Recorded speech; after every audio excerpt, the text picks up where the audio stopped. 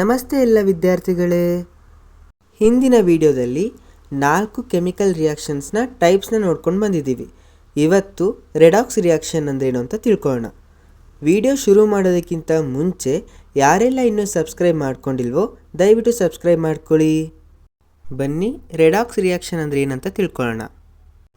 Redox reaction ಅಂತ ಹೇಳಿದರೆ ಒಂದು ರಿಯಾಕ್ಷನ್. ಈ ರಿಯಾಕ್ಷನಲ್ಲಿ ಏನಾಗುತ್ತೆ ಅಂತ ಹೇಳಿದರೆ ಒಂದು ಸಬ್ಸ್ಟೆನ್ಸ್ ಏನಾಗುತ್ತೆ ಅಂದರೆ ಆಕ್ಸಿಜನ್ನ ಗೇನ್ ಮಾಡ್ಕೊಳ್ಳುತ್ತೆ, ಅಂದರೆ ಆ್ಯಡ್ ಆಗುತ್ತೆ. ಮತ್ತೊಂದರಲ್ಲಿ ಏನಾಗುತ್ತೆ ಅಂತ ಹೇಳಿದರೆ ಆಕ್ಸಿಜನ್ನು ರಿಮೂವ್ ಆಗುತ್ತೆ. ಇದನ್ನು ಏನು ಹೇಳ್ತೀವಿ ಅಂತ ಹೇಳಿದರೆ ರೆಡಾಕ್ಸ್ ರಿಯಾಕ್ಷನ್ ಅಂತ ಕರೀತಾರೆ. ರೆಡಾಕ್ಸ್ ರಿಯಾಕ್ಷನ್ನ ಡೆಫಿನಿಷನ್ ನೋಡೋದಾದರೆ the addition of oxygen and removal of oxygen in a reaction is called redox reaction. Redox ಅನ್ನೋ ವರ್ಡ್ನ ಸ್ಪ್ಲಿಟ್ ಮಾಡಿದರೆ 2 ವರ್ಡ್ ಆಗಿ ಕನ್ವರ್ಟ್ ಆಗುತ್ತೆ, ರಿಡಕ್ಷನ್ ಮತ್ತು ಆಕ್ಸಿಡೇಷನ್ ಅಂತ. ಆಕ್ಸಿಡೇಷನ್ ಅಂತ ಹೇಳಿದರೆ addition of oxygen is called oxidation, ಅಥವಾ removal of hydrogen is called oxidation. Reduction ಅಂತ ಹೇಳಿದರೆ removal of oxygen or addition of hydrogen is called reduction. Redox ರಿಯಾಕ್ಷನ್ಗೆ ನಿಮಗೆ ಅರ್ಥ ಆಗೋ ಥರ ಇನ್ನೊಂದು ಥರ ಹೇಳಿದರೆ, ಇವಾಗ ನೀವು ಮತ್ತು ನಿಮ್ಮ ಫ್ರೆಂಡ್ ಇರ್ತಾರೆ. ನಿಮ್ಮ ಫ್ರೆಂಡ್ ಏನು ಮಾಡ್ತಾರೆ ಅಂತ ಹೇಳಿದರೆ ಚಾಕ್ಲೇಟ್ ತೊಗೊಂಡು ಬಂದುಬಿಟ್ಟು ನಿಮಗೆ ಕೊಡ್ತಾರೆ. ಇವಾಗ ಚಾಕ್ಲೇಟ್ ಏನು ಅಂತ ಹೇಳಿದರೆ ನಮ್ಮ ಪ್ರಕಾರ ಆಕ್ಸಿಜನ್. ಈ ಆಕ್ಸಿಜನ್ ಏನಾಗ್ತಿದೆ ಅವ್ರ ಹತ್ರ ಇತ್ತು, ಅದು ಏನಾಗಿದೆ ನಿಮಗೆ ಕೊಡ್ತಾ ಇದ್ದಾರೆ. ಇವಾಗ ನಿಮ್ಮ ಹತ್ರ ಏನಾಯಿತು, ಆಕ್ಸಿಜನ್ ಪ್ರೆಸೆಂಟ್ ಇದೆ ಅಲ್ವಾ, ಆ್ಯಡ್ ಆಗಿದೆ. ಸೊ ಆಕ್ಸಿಜನ್ ಆ್ಯಡ್ ಆಗಿರೋದಕ್ಕೆ ನಿಮ್ಮನ್ನ ಏನು ಹೇಳ್ತಾರೆ, ಆಕ್ಸಿಡೇಷನ್ ಅಂತ ಕರೀತಾರೆ.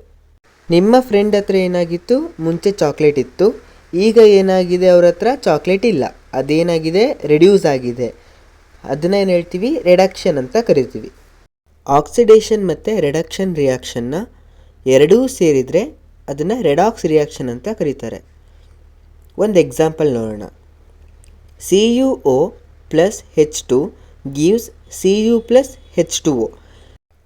ಇಲ್ಲಿ ಗಮನಿಸಿ, Cu ಹತ್ರ ಏನಿದೆ ಆಕ್ಸಿಜನ್ ಇತ್ತಲ್ವಾ, ಅದೇನಾಯಿತು ನೆಕ್ಸ್ಟ್ ಪ್ರಾಡಕ್ಟ್ ಆದಮೇಲೆ ಆ ಆಕ್ಸಿಜನ್ ಏನಾಗಿದೆ ರಿಮೂವ್ ಆಗಿದೆ ಅಲ್ವಾ. ಸೊ ಯಾವುದಕ್ಕೆ ಆ್ಯಡ್ ಆಗಿದೆ, ಹೈಡ್ರೋಜನ್ಗೆ ಆ್ಯಡ್ ಆಗಿದೆ ಅಲ್ವಾ. ಹಾಗಾಗಿ ಹೈಡ್ರೋಜನ್ ಏನಾಗಿದೆ ಇಲ್ಲಿ ಆಕ್ಸಿಡೇಷನ್ ಆಗಿದೆ. ಅದೇ CuO ಏನಾಗಿದೆ ಇಲ್ಲಿ ರೆಡ್ಯೂಸ್ ಆಗಿಬಿಟ್ಟು CO ಆಗಿ ಕನ್ವರ್ಟ್ ಆಗಿದೆ. ಹಾಗಾಗಿ ಇದನ್ನು ರಿಡಕ್ಷನ್ ಅಂತ ಕರೀತಾರೆ. ಈ ಎಕ್ಸಾಂಪಲಲ್ಲಿ ಆಕ್ಸಿಡೇಷನ್ ಮತ್ತು ರಿಡಕ್ಷನ್ ಎರಡೂ ಗಮನಿಸ್ತಾ ಇದ್ದೀರಲ್ವಾ. ಹಾಗಾಗಿ ಇವೆರಡೂ ಸೇರಿದರೆ ಏನಾಯಿತು, ರೆಡಾಕ್ಸ್ ರಿಯಾಕ್ಷನ್ ಆಗಿ ಕನ್ವರ್ಟ್ ಆಯಿತು. ಐ ಥಿಂಕ್ ರೆಡಾಕ್ಸ್ ರಿಯಾಕ್ಷನ್ ನಿಮಗೆ ಅರ್ಥ ಆಗಿದೆ ಅಂತ ತಿಳ್ಕೊಳ್ತೀನಿ. ಈಗ ಆಕ್ಸಿಡೇಷನ್ನ ಎಫೆಕ್ಟ್ಸ್ನ ತಿಳ್ಕೊಳ್ಳೋಣ. ಡೈಲಿ ಲೈಫಲ್ಲಿ ಆಕ್ಸಿಡೇಷನಿಂದ ಎಫೆಕ್ಟ್ಸ್ ಆಗುತ್ತೆ. ಅದರಲ್ಲಿ ಮೊದಲನೇದು ಕರೋಷನ್, ಸೆಕೆಂಡ್ನೇದು ರ್ಯಾನ್ಸಿಡಿಟಿ. ಕರೋಷನ್ ಅಂತ ಹೇಳಿದರೆ ಒಂದು ಮೆಟಲ್ ಸಬ್ಸ್ಟೆನ್ಸ್ ಏನಾಗುತ್ತೆ ಅಂತ ಹೇಳಿದರೆ ಆಕ್ಸಿಡೇಷನ್ ಆಗುತ್ತೆ, ಅದನ್ನು ಏನು ಹೇಳ್ತೀವಿ, ಕರೋಷನ್ ಅಂತ ಕರಿತೀವಿ. ಈ ಆಕ್ಸಿಡೇಷನ್ ಆಗೋದಕ್ಕೆ ಹೆಲ್ಪ್ ಮಾಡೋಂಥವು ಮಾಯಿಶ್ಚರ್, ಏರ್ ಮತ್ತು ಬೇರೆ ಬೇರೆ ಕೆಮಿಕಲ್ಸ್ಗಳು. ಹೇಗೆ ಇದು ಹೆಲ್ಪ್ ಮಾಡುತ್ತೆ ಅಂತ ಹೇಳಿದರೆ, ಮಾಯಿಶ್ಚರಲ್ಲಿ ವಾಟರ್ ಇರುತ್ತೆ ಅಲ್ವಾ, ಸೊ H2O, ಅದರಲ್ಲಿ ಕೂಡ ಏನಿದೆ ಆಕ್ಸಿಜನ್ ಇದೆ. ಏರಲ್ಲಿ ಏನಿರುತ್ತೆ ಆಕ್ಸಿಜನ್ ಇರುತ್ತೆ. ಸೊ ಅದರ್ ಕೆಮಿಕಲ್ಸ್ಗಳು ಯಾವುದಾದ್ರೂ ಬೇರೆ ಬೇರೆ ಕೆಮಿಕಲ್ಸ್ಗಳಲ್ಲಿ ಆಕ್ಸಿಜನ್ ಇರುತ್ತೆ ಅಲ್ವಾ, ಆ ಆಕ್ಸಿಜನಿಂದ ಏನಾಗುತ್ತೆ ಅಂದರೆ ಆಕ್ಸಿಜನ್ ಆ್ಯಡ್ ಆಗುತ್ತೆ, ಅದು ಆಕ್ಸಿಡೇಷನ್ ಮಾಡೋದಕ್ಕೆ ಹೆಲ್ಪ್ ಮಾಡುತ್ತೆ. ಇದರಿಂದ ಏನಾಗುತ್ತೆ, ಕರೋಷನ್ ಅನ್ನೋದು ಉಂಟಾಗುತ್ತೆ. ಡೆಫಿನಿಷನ್ ಹೇಳೋದಾದರೆ the metal substance react with moisture, air and chemicals in the atmosphere forms corrode is called corrosion. ಈಗ ಕರೋಷನ್ಗೆ ಎಕ್ಸಾಂಪಲ್ಸ್ ನೋಡೋಣ. ನೀವು ಸೈಕಲ್ ಅಥವಾ ಯಾವುದಾರೋ ಕಬ್ಬಿಣದಂಥ ವಸ್ತುಗಳೇನಾಗುತ್ತೆ ತುಕ್ಕು ಹಿಡಿಯೋದನ್ನು ನೋಡಿರ್ತೀರಿ, ಅದು ಕೂಡ ಒಂದು ಎಕ್ಸಾಂಪಲ್. ರಸ್ಟಿಂಗ್ ಆಫ್ ಐರನ್ ಅಂತ ಕರೀತಾರೆ. ಮತ್ತು ಬೆಳ್ಳಿ ಏನಾಗುತ್ತೆ ಅಂತ ಹೇಳಿದರೆ ಕಪ್ಪಾಗತ್ತೆ ಅಂತ ಕೇಳಿದ್ರಲ್ವಾ, ಬ್ಲ್ಯಾಕ್ ಕೋಟ್ ಆಗುತ್ತೆ ಅಂತ ಹೇಳ್ತಾರೆ, ಅದನ್ನು ಬ್ಲ್ಯಾಕ್ ಕೋಟಿಂಗ್ ಆಫ್ ಸಿಲ್ವರ್ ಅಂತ ಹೇಳ್ತಾರೆ. ತಾಮ್ರ ಹಸಿರಾಗೋದು ಇವೆಲ್ಲ ಏನು ಅಂತ ಹೇಳಿದ್ರೆ ಕರೋಷನ್ಗೆ ಎಕ್ಸಾಂಪಲ್ಸ್ಗಳು. ಇದನ್ನು ಹಾಗಿದ್ರೆ ಹೇಗೆ ತಡೆಗಟ್ಬೋದು ಅಂತ ಹೇಳಿದರೆ, ಒಂದು ಪೇಂಟ್ ಮಾಡೋದ್ರಿಂದ, ಗ್ಯಾಲ್ವನೈಸೇಷನ್ ಅನ್ನೋ ಪ್ರೋಸೆಸ್ಸಿಂದ, ಎಲೆಕ್ಟ್ರೋಪ್ಲೇಟಿಂಗ್ ಅನ್ನೋ ಪ್ರೋಸೆಸ್ಸಿಂದ, ಗ್ರೀಸಿಂಗ್, ಅಲಾಯಿಂಗ್, ಆಯಿಲಿಂಗ್ ಇವೆಲ್ಲ ಪ್ರೋಸೆಸ್ಸಿಂದ ನಾವು ಕರೋಷನ್ನ ತಡೆಗಟ್ಬೋದು.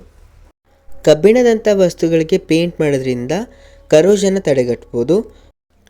ಹಾಗೆ ಸ್ಟೀಲ್ ಸಬ್ಸ್ಟೆನ್ಸ್ಗಳಿಗೆ ಜಿಂಕ್ ಲೇಯರ್ ಮಾಡೋದ್ರಿಂದ ಅದರಿಂದ ಕರೋಷನ್ನ ತಡೆಗಟ್ಬೋದು. ಇದನ್ನು ಗ್ಯಾಲ್ವನೈಸೇಷನ್ ಅಂತ ಕರೀತಾರೆ. ಇದೇ ರೀತಿ ಬೇರೆ ಮೆಟಲ್ಸ್ಗಳಿಗೆ ಕೋಟ್ ಮಾಡೋದನ್ನ ಬೇರೆ ಥರ ಮೆಟಲ್ಸ್ಗಳನ್ನ ಉಪಯೋಗಿಸ್ಕೊಂಡು ಕೋಟಿಂಗ್ ಮಾಡೋದು ಎಲೆಕ್ಟ್ರಿಸಿಟಿಯಿಂದ ಯೂಸ್ ಮಾಡ್ಕೊಂಡ್ಬಿಟ್ಟು ಮಾಡಿದರೆ ಅದನ್ನು ಎಲೆಕ್ಟ್ರೋಪ್ಲೇಟಿಂಗ್ ಅಂತ ಕರೀತಾರೆ.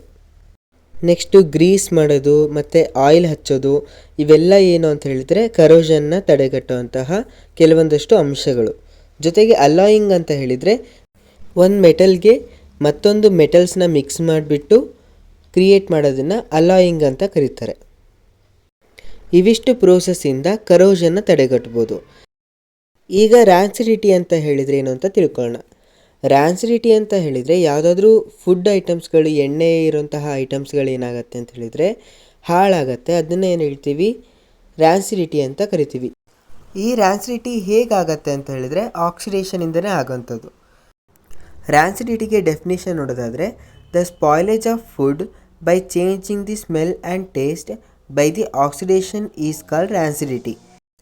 ಅಂದರೆ ಆಹಾರವು ಏನಾಗುತ್ತೆ ಅಂತ ಹೇಳಿದರೆ ವಾಸನೆ ಮತ್ತು ರುಚಿಯಲ್ಲಿ ಬದಲಾವಣೆ ಆಗಿಬಿಟ್ಟು ತಿನ್ನೋದಕ್ಕೆ ಚೆನ್ನಾಗಿ ಯೋಗ್ಯವಾಗಿರಲ್ಲ. ಅದನ್ನು ಏನು ಹೇಳ್ತೀವಿ ಅಂತ ಹೇಳಿದರೆ ರ್ಯಾನ್ಸಿಡಿಟಿ ಅಂತ ಕರಿತೀವಿ. ರ್ಯಾನ್ಸಿಡಿಟಿನ ಹೇಗೆ ತಡೆಗಟ್ಬೋದು ಅಂತ ನೋಡೋಣ. ಮೊದಲನೇದು keeping food in air tight container, ಅಂದರೆ ಗಾಳಿ ಆಡದಂತಹ ಜಾರ್ಗಳಲ್ಲಿ ತುಂಬಿಡ್ಬೋದು. ಇದರಿಂದ ಕೂಡ ರ್ಯಾನ್ಸಿಡಿಟಿನ ತಡೆಗಟ್ಬೋದು. ಉಪ್ಪಿನಕಾಯಿಗಳಲ್ಲಿ ಏನು ಮಾಡ್ತಾರೆ ಅಂತ ಹೇಳಿದರೆ ಗಾಳಿ ಆಡದಂತಹ ಜಾರ್ಗಳಲ್ಲಿ ತುಂಬಿಡ್ತಾರೆ. ಅದರಿಂದ ಏನಾಗುತ್ತೆ, ರ್ಯಾನ್ಸಿಡಿಟಿನ ತಡೆಗಟ್ಬೋದು.